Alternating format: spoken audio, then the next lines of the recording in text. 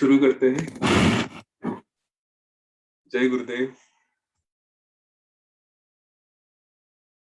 कल तक हम लोग चुड़ाला आख्यान देख रहे थे, अभी भी चल रहा है।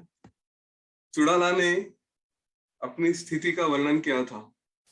तेन श्रीमती स्थिता, तेन हम श्रीमती स्थिता, ऐसा उसका वर्णन था कि मैं किस तरह से अपने आप में स्थित हूँ, क्यों मैं इतनी शोभायमान हूँ। उसके पति ने, शिखी ध्वज ने तो उसको इग्नोर कर दिया, वो चला गया। और चुड़ाला ने भी उसके तरफ फिर ज्यादा ध्यान नहीं दिया। उसको मन में थोड़ा लगा, पर बाद में समझ गई कि कुछ ना कुछ इसका होगा। और उसके बाद फिर उसने अलग अलग सिद्धियों का अभ्यास करना शुरू किया। तो श्री राम जी ने पूछा कि हे ऋषिवर, ये जो भी योगी होते हैं, क्या ये केवल प्राणायाम के माध्यम से ही सिद्धियां प्राप्त कर सकते हैं, या फिर उसके लिए और भी कोई क्रिया होती है? अब इसका उत्तर वशिष्ठ ऋषि देते हैं, लेकिन उससे पहले मैं आपको आज के कुछ क्या क्या कवर हो सकता है उसका एक अंदाजा देता हूं। देखते हैं कितना समय सच में मिलता है। हम लोग ऑलरेडी 15-17 मिनट लेट हो चुके हैं। अभी ये जो चैप्टर आया है, इसमें इस प्रकरण में 3 बातें हैं। चौथी बात मैं अपनी तरफ से ऐड करूंगा। पहली बात है सिद्धियां, कि कौन सी सिद्धियां हैं और उन्हें कैसे कैसे प्राप्त किया जा सकता है, वो एक बात यहाँ पे बताई गई है।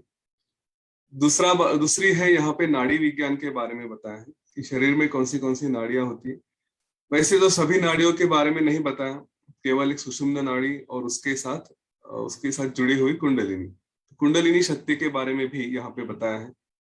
कई बार इस शक्ति का कई जगह बड़ी बड़ी एडवर्टाइजमेंट की जाती है। ये बताया जाता है कि एक दिन में 1 घंटे में कुंडलिनी को जागरूक करो वगैरह, इस तरह से बताया जाता है ना।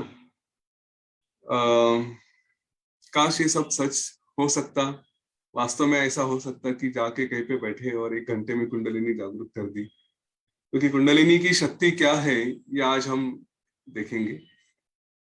मतलब इस पूरे सत्र से एसोसिएट टाइम जितना मिलेगा वो हिसाब से। और तीसरा शरीर के बारे में बताया गया है यहाँ पे, कि शरीर विज्ञान भी है। शरीर में कौन से विशेष अवयव है और उसके साथ क्या क्या होता है, और उसका परिणाम हमारे जिसको आधि और व्याधि, मतलब मानसिक और शारीरिक आरोग्य पे, अवस्था पे होता है। उससे कैसे रोग होते हैं, किस तरह के रोग हो सकते हैं, वो कैसे ठीक किए जा सकते हैं, ये सारी बातें यहाँ पे, ये 3 बातें आती। तो सिद्धियां, नाड़ी विज्ञान और कुंडलिनी और शरीर विज्ञान, ये 3 बातें हैं। चौथी बात हमने जो कभी कर्कटी के प्रकरण में देखी थी, कि जहाँ पे उसको ब्रह्मा ने वर भी दिया था और ये उसको शक्ति भी दी थी कि जो लोग शास्त्रों के अनुसार अपना वर्तन नहीं करते, उन्हें वो सता सकती है, उन्हें में वो अलग अलग तरह के रोगों का प्रादुर्भाव कर सकती है, मतलब बीमारियां लेकर आ सकती है। तो ये चौथी बात हम वहां से लेकर यहाँ पे आएंगे। जब हम कर्कटी की बात कर रहे थे, तब भी मैंने उस समय ये थोड़ा शरीर विज्ञान के बारे में बताया था कि उसका कैसा परिणाम होता है। तो वो भी बात आज हो सके तो हम लोग डिस्कस करेंगे, और ये सारी बातें एक दूसरे से कैसे जुड़ी हुई है वो भी देखने का प्रयत्न करते हैं। तो वशिष्ठ ऋषि बताते हैं कि जो भी सिद्धि है, जो भी प्राप्त करना चाहते हैं, हम छोटी बात है, घर में हम कभी सत्यनारायण की पूजा करते हैं, गणेश जी को बिठाते हैं, या फिर और कोई होम करते हैं, ये सारे प्रोसेसेस, जो भी तप किया जाता है, दान किया जाता है, ये सारी सिद्धियों के लिए होते हैं। हमें कुछ तो जो सहज नहीं मिलता, उसको सहज प्राप्त करने की इच्छा होती है, और वहीं पे वो सिद्धि की इच्छा प्रकट होती है कि मुझे ऐसी कोई सिद्धि चाहिए। तो कैसे आते हैं सिद्धि? तो यहाँ पे कहा गया है करीब 4 तरह के मार्ग हैं। एक है देश, मतलब विशिष्ट स्थान, जैसे हम गंगा जी के किनारे हैं, हरिद्वार में है, ऋषिकेश में है, बनारस में है, या प्रयाग में है, या फिर रामेश्वर में है, अलग अलग जगह है। तो ये तीर्थ क्षेत्र हैं, इनको देश कहा गया है। ऐसी जगह पे जाके कुछ विशेष कार्य किया जाए। दूसरी बात है काल, जैसे कुंभ का मेला होता है, कुंभ पर्व होता है, ग्रहण पर्व होता है, वो दूसरा एक परिणाम होता है। तीसरा है क्रिया, जो हम योग वगैरह करते हैं, सुदर्शन क्रिया करते हैं, साधना करते हैं, वो तीसरा है। और चौथा है द्रव्य। द्रव्य मतलब कि जैसे विशेष तरह के रत्न होते हैं, मणि होते हैं, है ना, हम अलग अलग तरह की अंगूठियां पहनते हैं, हमने कई बार तो देखा है लोगों को। तो इन सारे माध्यमों से कुछ ना कुछ सिद्धि प्राप्त की जा सकती है। लेकिन इसमें और अगर कॉम्बिनेशन किया जाए कि विशेष तरह के अनुष्ठान, विशेष तरह के स्थान पे, विशेष तरह के पर्व पे अगर किए जाए और द्रव्य भी अगर विशेष तरह के हो, तो उसका इफेक्ट उतना ही मल्टीप्लाई हो जाता है। हमने कहा कि हम केवल गंगा में जाके स्नान करेंगे तो उसका डेफिनेटली परिणाम होता है, हमें कुछ जो चाहिए वो शायद प्राप्त हो सकता है। लेकिन उसी के किनारे पे स्नान करके हमने कोई विशेष यज्ञ आरंभ किया तो उसका परिणाम और विशेष होगा। और वही यज्ञ अगर ग्रहण पर्व में है या फिर कुंभ के दौरान होता है तो उसका परिणाम और भी अच्छा होता है। तो यही एक के ऊपर एक, एक के ऊपर एक, इनको मल्टीप्लाई करके हमें जो भी चाहिए तो वो अलग अलग सिद्धियां वहां पे प्राप्त हो सकती है। अभी ये यहाँ पे ये भी बताते हैं कि आ, वशिष्ठ ऋषि की उन्हें सारी सिद्धियां और उसके मार्ग पता है, लेकिन वे उसके ज्यादा विस्तृत में जाना नहीं चाहेंगे, फिर भी वो गए हैं। लेकिन उनका एक कल सोमेश्वर जी जो बता रहे थे वही है कि सारा फोकस अगर मैं सिद्धियों पे रखूं तो जो साधारण साधक है वो सिद्धियों के पीछे जाएगा, और सिद्धियों के पीछे अगर गया तो उसका जो मूल ध्यान होना चाहिए कि जहाँ पे मोक्ष की प्राप्ति है, उससे उसका दुर्लक्ष्य हो जाएगा, उसके तरफ ध्यान नहीं जाएगा। और ऐसी स्थिति में वे यह उचित नहीं समझते कि केवल सिद्धियों के प्रति ध्यान जाए, क्योंकि वो गौण है, वो इतनी इंपॉर्टेंट नहीं है। हम अगर उसके ऊपर थोड़ा विचार करें तो हमने कई सिद्धों को देखा है, अलग अलग सिद्ध, अलग अलग तरह के हमने चमत्कार देखे हैं, सुने हैं। कुछ लोग हैं जो आसमान से, हवा में से रक्षा निकालते हैं, सोने की चेन निकालते हैं और कुछ निकालते हैं, पेड़ा है, प्रसाद है। ये एक समय तक, एक हद तक ये सच में होता है, उनमें ये सचमुच सिद्धियां होती हैं, और वो सिद्धियां उनके पास होती है, वो दिखाई सकती है। कुछ लोग पानी पे भी चल सकते हैं, ये भी सिद्धि होती है। लेकिन एक समय के बाद जैसे जैसे ये सिद्धियों का उपयोग किया जाए और फिर जैसे जैसे हमारी साधना कम होती जाए, ये सिद्धियां भी अपने आप लुप्त होना शुरू होती है, वो चली जाती है। और जब ये सिद्धियां चली जाती है तो एक प्रतिष्ठा तो बनी रहती है कि ये सिद्ध है, ये सब कुछ करते हैं, चमत्कार करते हैं। तो वो चमत्कार कंटिन्यू करने के लिए फिर नाटक करना पड़ता है और यहीं पे लोग फंस जाते हैं। इसीलिए सिद्धियों की तरफ ज्यादा ध्यान नहीं देना। सिद्धियां किस लिए प्राप्त कर करके भी हम क्या करेंगे? अगर देखा जाए कि मैं सब कुछ कर सकता हूँ, ये कर सकता हूँ, वो कर सकता हूँ, लेकिन इसका सारा सिद्धियों का मूल, अगर सिद्धि प्राप्त करनी है तो उसका मूल क्या होता है? वो है हमारी वासना, डिजायर्स। और हमने अभी तक देखा है कि कोई भी वासना हमें कभी भी आनंद नहीं दे सकती।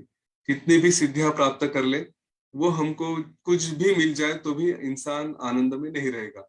वो कहेगा और कुछ चाहिए, और कुछ चाहिए, ये चाहिए, वो चाहिए, उसी के पीछे भागता रहेगा, और फिर उसमें नहीं नहीं वो चीजों में फंस जाता है। तो इसीलिए वासना सिद्धि की नहीं होनी चाहिए, वासना वो अप्रतिम आनंद है जो मोक्ष है उसकी होनी चाहिए। उसके साथ साथ ये कई सिद्धियां अपने आप आ जाती हैं। मेरी बातों का विश्वास करिए कि ऐसा अनुभव हमें भी आने लगता है कि हम कुछ बोल देते हैं और वो सत्य होना शुरू होता है, जिसका हमें पता नहीं कहाँ से आ गया, अपने विचार से ही बातें निकल के आती है। और फिर बाद में हम जाके देखते हैं कि अच्छा, इसके बारे में कोई सिद्धों ने भी ऐसे ही कहा। ये हमारा अनुभव हो जाता है। इसीलिए सारा ध्यान ये कुछ अचीव करने के बदले मेरे विचारों में सब कुछ छोड़ने में रहेगा तो अच्छा रहेगा। ठीक है, वही जो डिस्पैशन की बात अभी हो रही थी, वो वही है कि हम सब कुछ छोड़ने के पीछे लगे। क्या छोड़े? तो वासनाएं छोड़े, कर्म नहीं छोड़े।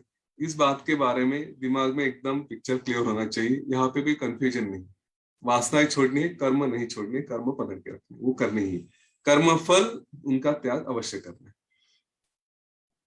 सिद्धियां कैसी प्राप्त होती है तो इसका सारांश मैं आपको बताता हूँ, फिर उसमें एक्सप्लेन करेंगे। सिद्धियों का मूल, कोई सिद्धि अगर प्राप्त करनी है तो उसका कारण एक ही है कि हमारी जो प्राण शक्ति है वो हम अलग अलग जगह पे जाके उसको स्थिर कर सके। कभी उसको हृदय में स्थिर करना है, कभी दो भ्रुवों के बीच में, भ्रुवों के बीच में स्थिर करना है, कभी हमारे यहाँ पे इसको षोडशांतक स्थान बोलते हैं, या हमारा ब्रह्मरंध्र है वहां पे स्थिर करना है, कभी उसको हमारे शरीर के बाहर स्थिर करना है। ये सारी अलग अलग सिद्धियां, ये साल जहां जैसे हम अपने प्राणों को कहाँ कहाँ पे स्थिर कर सकते हैं, उसके द्वारा अलग अलग सिद्धि हमको प्राप्त हो सकती है। तो ये केवल अभ्यास से आने वाली है, और इसके बारे में भी विस्तृत बताया गया है, हम वहां पे जाएंगे।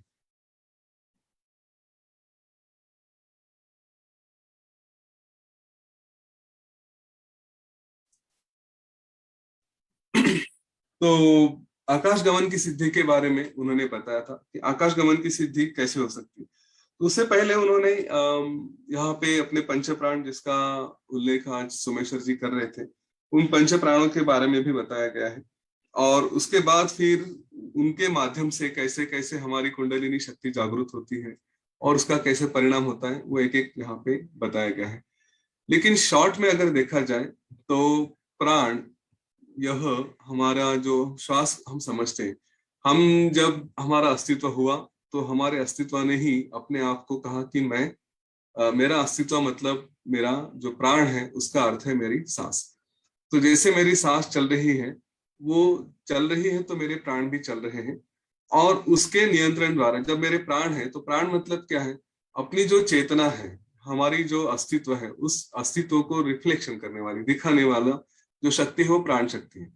मतलब सांस का अर्थ प्राण हुआ, प्राण ही यह चेतना में हर जगह अपने आप को बाहर दिखाता है। प्राण नहीं रहा तो ये चेतना हमारे लिए नहीं रहेगी। अभी इस चेतना को कहीं पर भी लेकर जाने की शक्ति जब प्राण में होती है, तो स्वाभाविक है कि यह चेतना ही अपने आप में बड़ी हो सकती है, छोटी हो सकती है, वो अलग अलग रूप धारण कर सकती है। यह चेतना जहां चाहे वहां जा सकती है। यह चेतना जो चाहिए वो प्राप्त कर सकती है। यह चेतना जिस पे चाहिए उसके ऊपर प्रभाव भी कर सकती है। तो इसीलिए जो ये सारी 8 सिद्धियां हमने कल देखी थी कि अणिमा, महिमा, गरिमा, लघिमा, और फिर प्राप्तव्य, प्रकाम्य, ईशत्व और वशित्व, ऐसी जो 8 सिद्धियां हैं, ये सारी सिद्धियां उसको प्राप्त हो सकती है। कैसे होगी, तो इस प्राण के माध्यम से। तो थोड़ा प्राण के बारे में भी हम देखते हैं, और फिर उसके बाद ये एक एक सिद्धि के बारे में भी देखेंगे। 8 के 8 सिद्धि देखनी आवश्यक नहीं है, लेकिन ये थोड़े प्राण के बारे में हम समझ लेते हैं।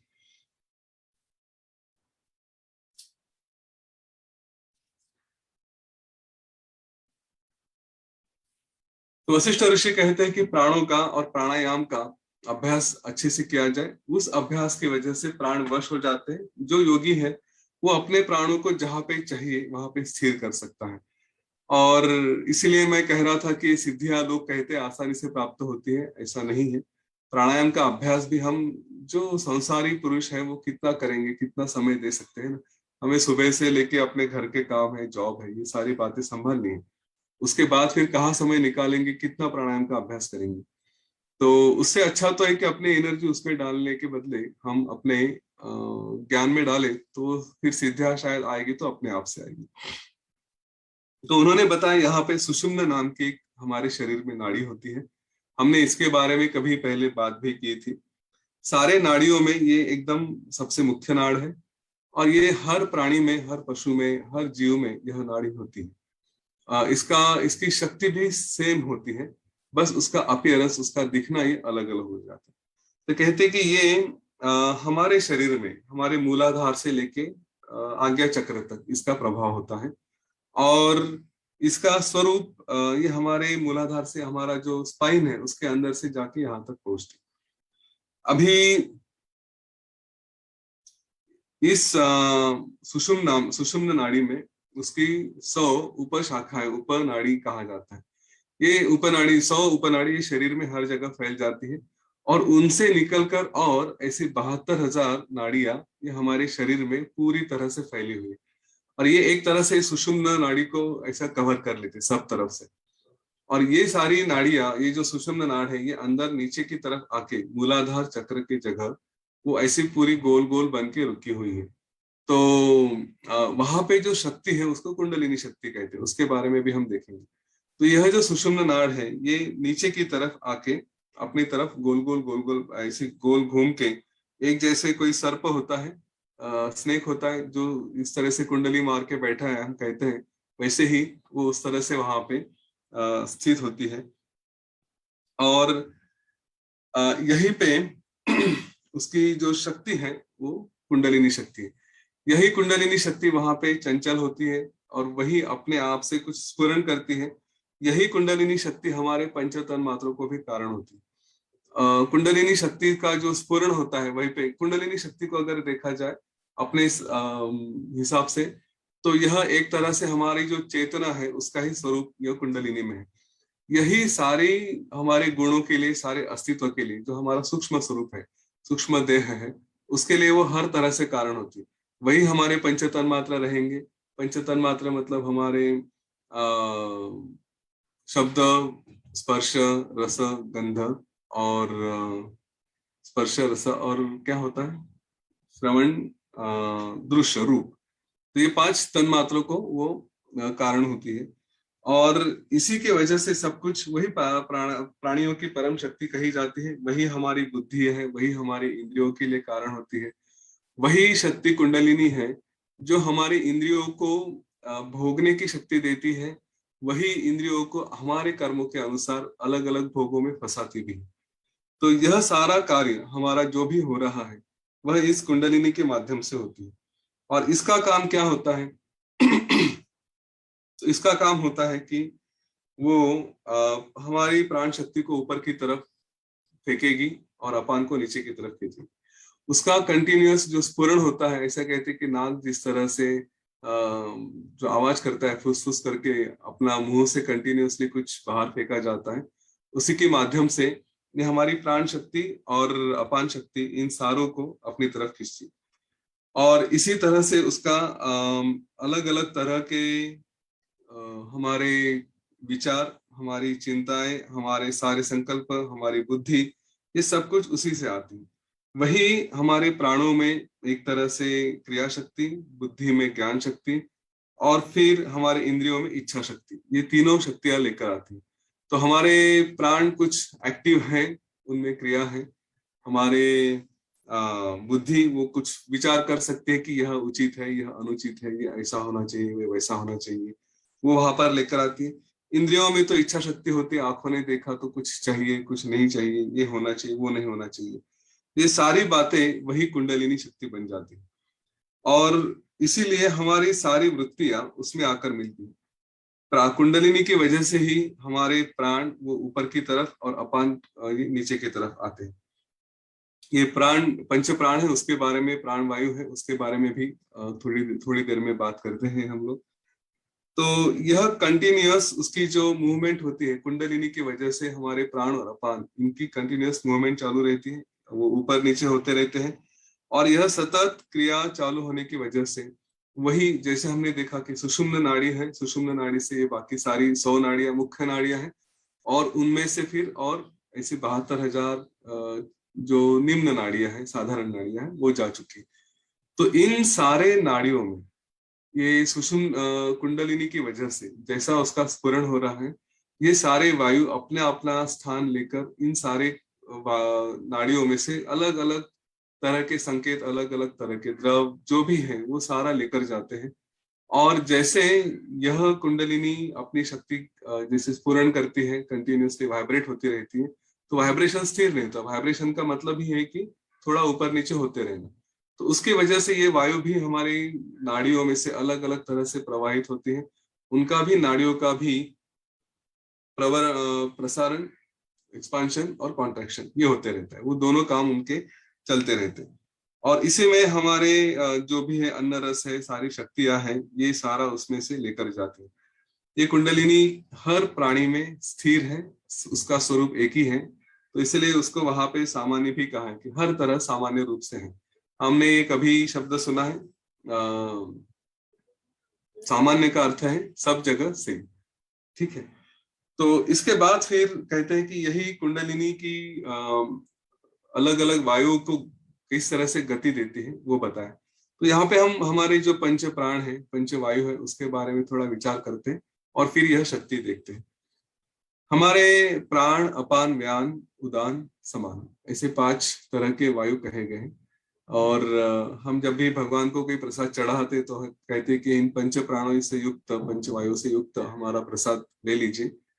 तो प्राण है हमारा, उनका अस्तित्व कहाँ है, उनका कौन से चक्रों में वो स्थिर होते हैं, उसके बारे में थोड़ा समझ लेते हैं।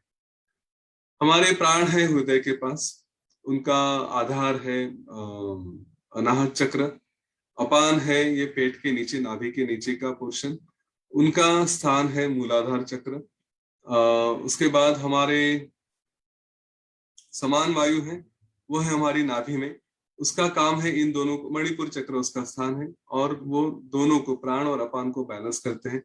उदान वायु हमारे कंठ में है, जो विशुद्ध चक्र के से रिलेटेड है, और यहाँ से हमारा जो बोलना है, स्पीच है, हमारा उच्छ्वास है, सांस बाहर निकलती है, उसका स्थान वहां पे है।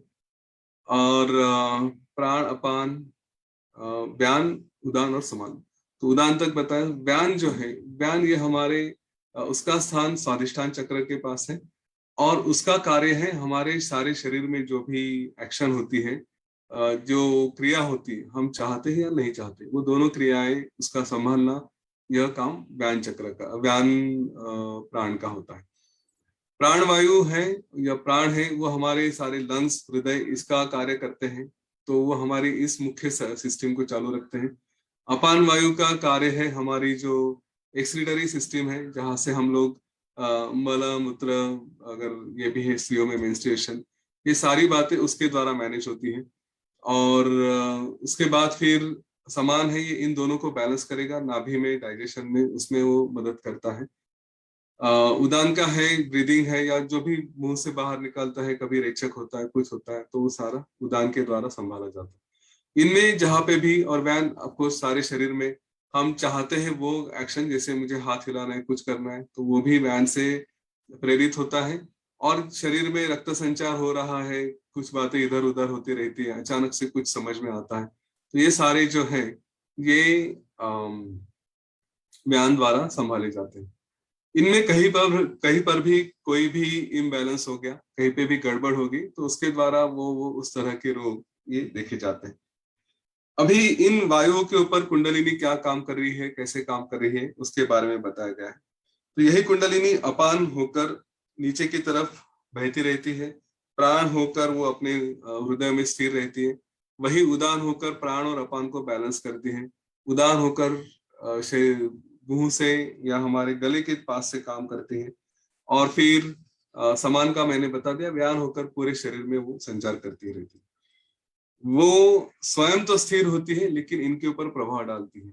और इसीलिए ये कहा गया है कि ये जो समान वायु है, अगर सबसे इंपॉर्टेंट वायु या सबसे इंपॉर्टेंट शक्ति प्राण की, जो हमारे साथ इंपॉर्टेंट जहाँ पे समझी जाती है, वो है समान।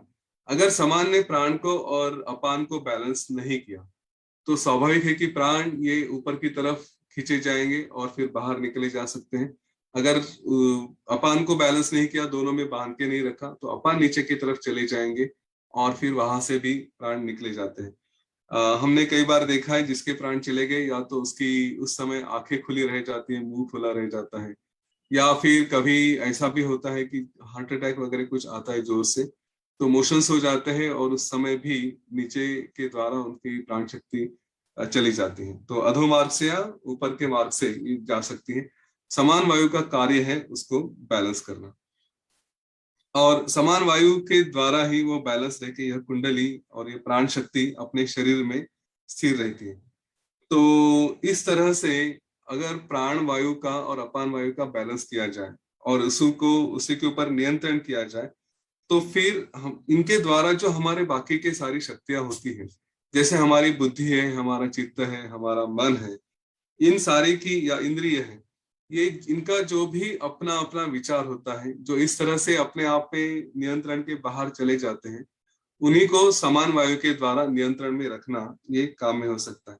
मैं एक बात अवश्य कहना चाहूंगा कि नियंत्रण का अर्थ है बैलेंस, ये नहीं कि उनको बहुत पकड़ के रखना है, कुछ करना है, क्योंकि कोई भी एक्सट्रीमिटी, कोई भी चीज बहुत ज्यादा की, तो उसके परिणाम भी बिगड़ जाते हैं। तो दोनों पॉसिबिलिटी होती है कि बैलेंस रहे तो ठीक है, बहुत ज्यादा एक्टिवेट हुए तो प्रॉब्लम है, बहुत ज्यादा डलनेस आया तो भी प्रॉब्लम हो जाता है। तो इसीलिए इन सारी बातों को जो हमारे प्राण शक्ति इसको बैलेंस करके रखा, तो हमारी इंद्रिय, हमारी चित्तवृत्ति, हमारा मन ये भी स्थिर रहता है। और अगर ये सारे स्थिर रहे तो स्वाभाविक है कि हमें जो भी दुख होते हैं, क्योंकि इन्हीं के कारण दुख होते हैं, वासनाएं निर्माण हो जाती है, इंद्रियों से गलत कार्य हो जाते हैं, तो उससे हम अपने आप को बचा सकते हैं। उसी से हमारी सारी आधि और व्याधि ये नष्ट हो जाती है। तो श्री राम जी पूछते हैं कि ये आधि व्याधि क्या है, उनका उत्पन्न, वो कैसे उत्पन्न होती है, किस तरह से आती है। तो यहाँ पर वशिष्ठ ऋषि कहते हैं कि इन आधि और व्याधि ये दोनों दुख के कारण है। और इसमें जो शारीरिक रोग है, शरीर के जो भी वेदनाएं होती है उसको व्याधि कहा गया है। और जो मन के दुख है, जो मन की चंचलता है, जो हमें नई नई बातों में फंसाती है, उसको आधि कहा गया है। दोनों का कारण तो अज्ञान है। और यहाँ पे उन्होंने एक ये भी बात कही है कि अगर आधि है तो व्याधि है। देखिए, हमने ये पहले भी देखा है, मन का रोग ही शरीर का रोग को कारण होता है। पहले रोग मन में आता है। और अगर आपको 2-3 दिन पहले की बात है, याद है, तो मन में भी जो संवेदनाएं आती हैं वो हमारे विज्ञानमय कोश से होती है। वहीं पे सारा बीज होता है, वहीं पे संस्कार होते हैं, और यही संस्कार हमसे अलग अलग बातें करवाते हैं। भगवत गीता में भी ये कहा गया है कि जो भी समस्या आती है वो मन से आती है, मन ही सारी बातों को कारण होता है। तो यहाँ पे वशिष्ठ ऋषि कहते हैं कि यही जो मन है वो रोग निर्माण करता है। उनके लिए शरीर का रोग ऐसी कोई बात नहीं होती, शरीर का रोग तो बाद में आता है। मैंने शायद पहले भी कभी बताया था कि हमारी भावनाएं और हमारे शरीर के रोग, अगर आप थोड़ा गूगल पे ढूंढेंगे तो आपको पता चल जाएगा। योग शास्त्र में भी कहा है कि कौन सी भावना कौन से रोगों को कारण होती है। तो शरीर का रोग तो बहुत दूर की बात है, पहला रोग है मन का। और उसका कारण है मन के रोग का केवल अज्ञान। अज्ञान क्या है? तो मैं कुछ हूं, मैं, मेरा अस्तित्व है सूक्ष्म रूप से देखा जाए, और मैं आनंद बाहर की वस्तु में ढूंढता हूँ, दुख भी बाहर के वस्तुओं को मैं जिम्मेदार ठहराता हूँ। ये मेरा यह मेरा सबसे बड़ा दुख का कारण है, यही मेरा भ्रम है। और अपने आप में गए तो वही जो असली ज्ञान है, एक बार ज्ञान की प्राप्ति हो गई तो फिर कोई अज्ञान नहीं रहता। अज्ञान नहीं रहा तो वासनाएं, बाहर सुख दुख देखने की टेंडेंसी नहीं रहती, वो वृत्तियां नहीं रही, तो स्वाभाविक है कि कोई शरीर का रोग भी नहीं हो सकता। अगर रोग निर्माण हुआ है तो वो मन की वजह से हुआ है। और मन को अगर नियंत्रण में लाया जाए, मन के ऊपर कार्य किया जाए, तो हमारे रोग भी, शरीर के रोग भी काफी हद तक कम होते हैं। इसका अनुभव मैंने भी लिया है अलग अलग टाइम पे। और यह एक विषय है कि जिसका अभ्यास अवश्य करना चाहिए। यहाँ पे वे बताते हैं कि क्यों ऐसी आधी व्याधि आती है। तो आधी क्यों आती है? पहले तो कहते हैं कि इंद्रियों का नियंत्रण न रहना, ये जो विषय है जिसमें हम फंस जाते हैं, उसके बारे में उसकी सत्यता न समझना। तो स्वाभाविक है, गुलाब जाम देख लिए और लगता है कि इसी में सचमुच आनंद है, इसी को खाया जाए, तो हमारे शरीर पे नियंत्रण नहीं रहता, हम उसको खाते जाते हैं।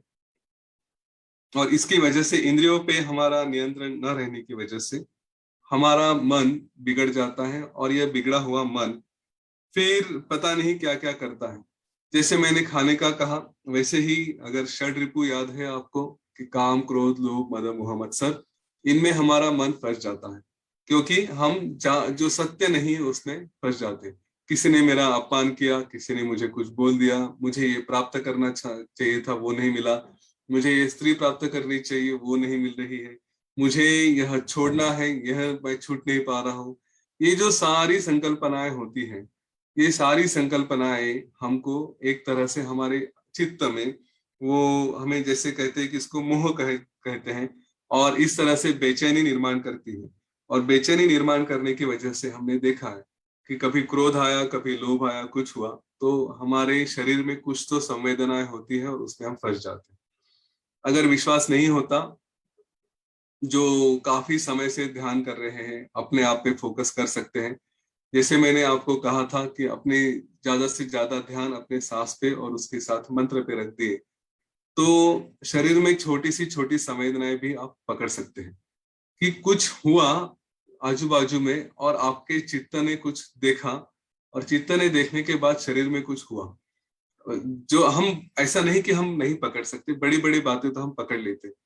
कोई अचानक से डर की बात हो गई, या फिर जैसे स्टूडेंट के साथ होता है कि टीचर ने अचानक से स्पॉटलाइट कर दिया और बोला ये प्रश्न है उसका उत्तर बताओ, या फिर उसने कुछ गलती की है, या स्कूल में गए और पता चला अरे ये होमवर्क करना था वो रह गया, और टीचर बहुत सख्त है। तो हम कहते हैं कि पेट में ऐसा कुछ हो जाता है, जैसे पेट में हलचल हो जाती है, इतना संवेदन हो जाता है, मराठी में कहते हैं पोटात गुळायण, है ना, पेट में ऐसा कुछ हो जाता है, खड्डा पड़ जाता है। तो यह अनुभव हम लेते हैं, और यह अनुभव हम कैसे लेते हैं, तो कुछ इमोशंस हुई, और इमोशन किसी कारण की वजह से हुई, और उसकी वजह से हमारे शरीर में परिणाम हुआ। ये अगर बड़ी स्केल पे हम देख लेते हैं तो छोटी छोटी घटनाएं भी हम कैच कर सकते हैं, प्रोवाइडेड हमारा मन वो स्थिर अवस्था में है। तो ये बातें हमारे शरीर में होती है, और वही ये वशिष्ठ ऋषि बता रहे हैं कि जब हमारी वासनाएं इतनी बिगड़ जाती है, तो उसका परिणाम क्या होता है फिर, कि हमारी बिगड़ी हुई वासना, हमारी डिजायर्स हमसे गलत काम करवाना शुरू करती है। देखिए ये सारा जो मूल हो रहा है, ये कहाँ से हो रहा है, हमारी प्राण शक्ति बिगड़ गई, उसने वासनाओं को ठीक से नहीं समझा। बेसिकली प्राण और अपान, इनका इम्बैलेंस होने की वजह से हम, हमारे विषय, हमारा मन स्थिर नहीं रहा, विषयों में फंसे। विषयों में फंसे तो उसके द्वारा हमारे मन में इच्छा निर्माण हो गई। इच्छा निर्माण हो गई तो उस इच्छा की पूर्ति के लिए हम फिर गलत कार्य करना शुरू करते हैं। कभी तो देखिए, गुलाब जाम देखने के बाद पहले हमारे मन में, शरीर में कुछ तो हुआ, जैसे मुंह में पानी आ जाता है तो एक्शन हो गई, शरीर में कुछ तो होना शुरू हो गया, राइट। उसके बाद फिर तीव्र इच्छा इच्छा होती है कि खाया जाए, और खाने को अगर मिलता है तो ठीक है, नहीं खाया, खाने को मिलता है तो बेचैनी हो जाती है।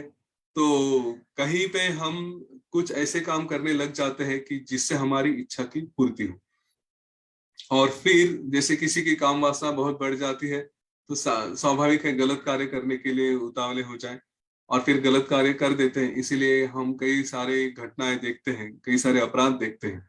उसके कारण वही है कि इम्बैलेंस हुआ, इच्छा निर्माण हुई, मतलब विषयों में फंसे, इच्छा निर्माण हुई, और इच्छा पूर्ति के लिए हमने कुछ ना कुछ गलत कर दिया। तो क्या क्या गलत कर देते हैं, हम कुछ कम ज्यादा खा लेते हैं, हम कहीं गलत काम कर जाते हैं, काफी काफी जगह हम धूप में खड़े रह जाते हैं, काफी जगह हम बैठे रहते हैं, आलस में पड़ जाते हैं। ये सारी बातें हो जाती हैं। कहीं रात में इधर उधर जाएंगे, जिसको हम जागरण कहते हैं, अननेसेसरी जागते रहेंगे। ऐसे कई अपराध हमसे हो जाते हैं, और इन अपराधों की वजह से हमारे शरीर में जो नाड़ियों में अन्न रस प्रवाहित होता है, उसका इम्बैलेंस हो जाता है। यहाँ पे फिर से बाद में शरीर में ये जो रस धातु और धातु के बारे में बात की है, वो शायद हमें कल करनी पड़ेंगी। लेकिन इन शॉर्ट, इम्प्रॉपर बिहेवियर, गलत व्यवहार, ये हमारे शरीर में डाइजेशन को परिणाम करना शुरू करता है। और यहाँ पे सारांश रूप से ये बताया गया है कि अगर हमारा डाइजेशन बिगड़ गया तो डाइजेशन का परिणाम क्या होता है, कि उससे जितना पचना चाहिए उतना नहीं पच रहा है, या तो बहुत ज्यादा पच जाता है या फिर कम पच जाता है। और इसी वजह से हमारे जो नाड़ियां हैं, इनके ऊपर भी अलग अलग तरह का प्रभाव पड़ता है। या तो ये नाड़ियां क्षीण, मतलब वीक हो जाती है, या फिर ये नाड़ियां काफी फूल जाती है, कुछ बहुत ज्यादा एब्सॉर्ब करने की कोशिश करते हैं। हमने ये पहले भी देखा है, हमारे शरीर में लिमिटेड ब्लड है, लिमिटेड रस होता है। स्वाभाविक है हमारी नाड़ियां, हमारी प्राण शक्ति ये स्थिर रूप से रहे, उसमें उसका जितना संचार होना चाहिए उतना होना चाहिए। अगर एक तरफ शक्ति बढ़ गई अननेसेसरी, तो ये तो पाइपलाइंस है, एक तरह से देखा जाए तो बड़ी सूक्ष्म होती है, लेकिन एक तरफ उसका, उसके ऊपर अगर सिकुड़ ना हुआ तो कहीं तो उसका फूलना आवश्यक है। स्वाभाविक है कि ये एक तरह शक्ति का प्रभाव ज्यादा हुआ तो कहीं तो शक्ति कम हो जाती है। ये शक्ति का बैलेंस होना ये आवश्यक होता है। और ये जब इम्बैलेंस होती है तो कहीं पे फिर वो सिकुड़ने की वजह से यूं कहते हैं कि शरीर में व्याधि लेकर शुरू कर देती है। होगा कि हमारे हार्ट पे जाके ब्लॉकेजेस निर्माण करे, क्योंकि वहां पे जो क्लीनिंग होना है, प्राण शक्ति जानी है, वो ठीक से नहीं जा सकती। कहीं पे बहुत ज्यादा फूल गई तो उसका परिणाम होता है कि ब्रेन हेमरेज वगैरह जैसे बातें करवा देगी, जहाँ पे ब्लड सप्लाई ठीक से नहीं कर सकती है, जहाँ पे अन्न रस का सप्लाई ठीक से नहीं कर सकती है, और इसी की वजह से हमारे शरीर में अलग अलग समस्याएं निर्माण हो जाती है। आगे जाके हम अपने सप्त धातु है उसके बारे में भी बात करेंगे। शरीर में जैसे कहा है रस, रक्त, मांस, मेद, अस्थि, मज्जा और शुक्र, ये सारे धातु हैं। इनके बारे में भी बाद में जाकर हमें बात करनी है, तो हम वो सब कल करेंगे। अभी यही है कि केवल या भावनाओं की वजह से, हम इच्छा पूर्ति की वजह से गलत गलत काम करने शुरू करते हैं, जिसका परिणाम हमारे शरीर पे होता है, जिसमें हम ये देखते हैं कि फिर वात, कफ, पित्त इनका इम्बैलेंस हो जाता है। ये हमारा प्राण उसमें फिर परेशान हो जाता है, और उसी की वजह से नाड़ियों में बिगाड़ हो जाते हैं। सामान्य नाड़ी में बिगाड़ हुआ तो सामान्य रोग होते हैं, मुख्य नाड़ी में बिगाड़ हुआ तो बड़े रोग होते हैं, जिसमें जरा, मरण, वृद्धत्व, ऐसी सारी बातें, और अकाली मृत्यु, जो हमने जैसे हार्ट अटैक है, ब्रेन हेमरेज वगैरह जैसी है, ऐसी सारी बातें वहां पे हो जाती है। इसके बारे में जहां जितना कहा जाए उतना कम है, जितना डिटेल में जाया जाए उतना कम ही है। मैं एक्चुअली आपको आह्वान करूंगा कि आप इन सारे चैप्टर्स को कोई अच्छी बड़ी किताब लेके उसमें डिटेल में पढ़ें, समझने का प्रयत्न करें कि ये नाड़ी विज्ञान क्या है। कई जगह इसका रेफरेंस आया है, कई शास्त्रों में भी आया है, ऑनलाइन पे भी आया है। सारांश तो यही होगा कि अपने आप को संभालें। फिर से घूम घूम के वही हम ज्ञान पे आएंगे, असली ज्ञान क्या है। तो बस अपने आप को संभालें, इन बातों में ना फंसे, क्योंकि इसका परिणाम दिखाई देता है। उससे हम शरीर भी कभी क्रूश होता है, कभी बहुत ज्यादा मोटापा आ जाता है। ये भी केवल इसी का ही कारण है, और यही व्याधि है। इसका समाप्त करते हुए मैं यही बताऊंगा कि इनका सारा कारण मैंने जैसे आपको बताया कि विज्ञानमय कोश में जो संस्कार है, तो वो पहले की या अभी की शुभ या अशुभ बुद्धि, हमारी बुद्धि, हमारे संस्कार, यही हमको फंसाते हैं, क्योंकि वही बताते हैं कि ये अच्छा है या ये बुरा है। उसी में हम फिर उसमें उलझ जाते हैं। इनमें से यूजुअली देखा जाए, मेरा मानना यह है कि आदि की वजह से वो व्याधि आती, मन की वजह से शरीर के रोग आते हैं।